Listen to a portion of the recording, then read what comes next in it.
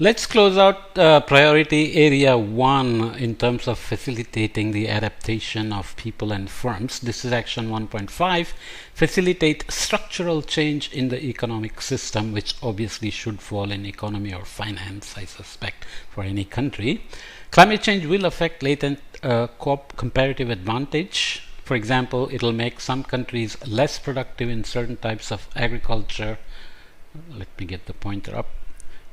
To the benefit of others. It will also cause the decline of some sunset sectors, so coal may be phased out, for example, and growth of other sectors like solar or wind or hydro, for example. The challenge is the combination of long-term uncertainty with timing constraints. With perfect foresight, an economic system would move away from sunset sectors and progressively invest in sunrise sectors, moving jobs, opportunities, and profits with minimal losses, so the transition is smooth, nobody is left hanging, unemployed, etc., which can lead to lots of problems, as it may have happened in the US in terms of not transitioning people from manufacturing base or coal mining to other sectors. Taking action, simple targets and indicators here quickly. Strategy to manage the decline of negatively affected sectors published, or to support the development of the non-affected or positively affected sectors published. Share of GDP, employment, or exports in sectors expected to be negatively or positively affected. Measure of economic diversification, for example, number of exported products or latent diversification. So those are examples of targets and indicators. Looking at here, unemployment in the northern France's coal basin, sunset sector, 30 years after the coal mine closure. So you are looking at percentages here, and you can see how patchy the distribution is and what this would mean in terms of the cascades of unemployment effects and the demands that come with it in terms of government action needed to keep people on welfare or provide them assistance to transition and so on. And this we are talking about 30 years after the coal mine exposure, and the highest unemployment rate here is at 16.9%, which is remarkably high. It's not a third world country, it's a global north, so obviously that number is not small at all. And if you mix that with other issues of ethnic tensions and so on, it can get to a boiling point. Looking at figure 7, suitability of land for coffee production under current and future climatic conditions. We won't talk about the uncertainties in these because coffee requires certain temperature, humidity, rainfall, and then you are using future projections to use that kind of habitat models to project suitability of coffee production. So we have a lot of uncertainties usually. Current suitability zones here, looking at the parts of Central America, which are the big producers of coffee beans, Mexico, Guatemala, Honduras, and so on. Here we are looking at green color, suitable, likely unsuitable, unsuitable, and no data in the current suitability zones. And by 2050 you are shifting the suitability zones and making some of the highly suitable zones much less suitable. So here again, suitable, likely unsuitable, unsuitable, and no data.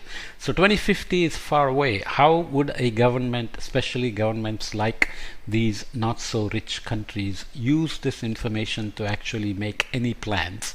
So I'm not a big fan of projections out this far, considering the uncertainties, because in the first 2 decades the uncertainties of projections will be dominated by model biases or uncertainties, and then outer decades, let's say beyond 2050, they are dominated by scenario uncertainties.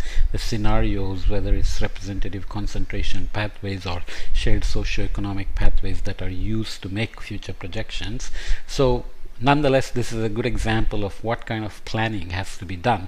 If the dominant economy depends on exporting coffee beans, then obviously the region has to be very sensitive to how this may change with global warming, especially since Gulf of Mexico is a hotspot for warming as well. Okay, governments can promote diversification through public investments in health and education, innovation and institutions, and natural asset protection in terms of restructuring the economic system. Effective policies to support the reallocation of economic resources to new activities such as labor market policies to overcome constraints on mobility or barriers to the entry of women in the workforce, and access to finance. So these are examples of how structural changes can be brought about, or how they need to be brought about. There is some wind blowing. Hopefully the recording is okay. An appropriate incentive framework based on a clear, transparent, and predictable business and investment climate to keep transitioning to future, getting away from sunset sectors to sunrise sectors. Policies to reduce specific market and institutional failure, such as the lack of access to knowledge about new products, technologies, or international standards. Investments in infrastructure and coordinated policy reforms to reduce trade costs. So that has to be considered as well. In terms of ending this with a spotlight, COVID-19, which will keep coming up throughout the book, throughout the course, stimulus and recovery program and economic diversification. Both the pandemic and the Russian invasion are serving very well in terms of how uncertain the future is, in terms of how the global system, humanity and markets and its other sectors will respond to perturbations. COVID-19 pandemic is likely to lead to a major economic crisis, and many governments will be preparing recovery and stimulus packages to help their economy restart when the virus is under control. So this book was dated is dated in the sense we are already out of COVID. Stimulus packages were in fact put out, and criticisms immediately followed saying not many of them were actually focusing on green technology, climate action, etc. They were purely focused on recovering from economic slowdown, so increasing consumer confidence, which means spending more money on consuming, which means emissions. So emissions have recovered. They dipped during the slowdowns, but now they have caught back up, and we are setting new records. Depending on their design, these packages can support or impair diversification and resilience.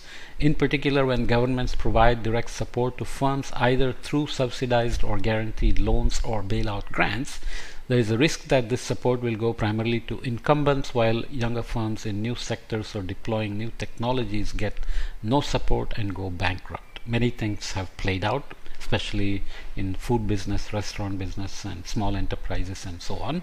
Governments should therefore review stimulus packages to ensure that they do not reinforce specialization in sectors that are in decline, have limited growth prospects, or are highly vulnerable to climate change impacts.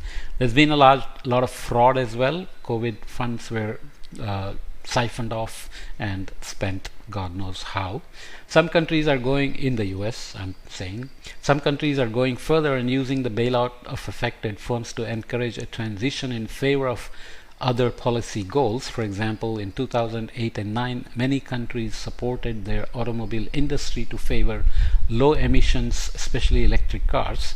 Today, the government of France is helping Air France with a $7 billion euro subsidy in exchange for environment-related commitments, such as reducing CO2 emissions from domestic flights by 50% by 2024.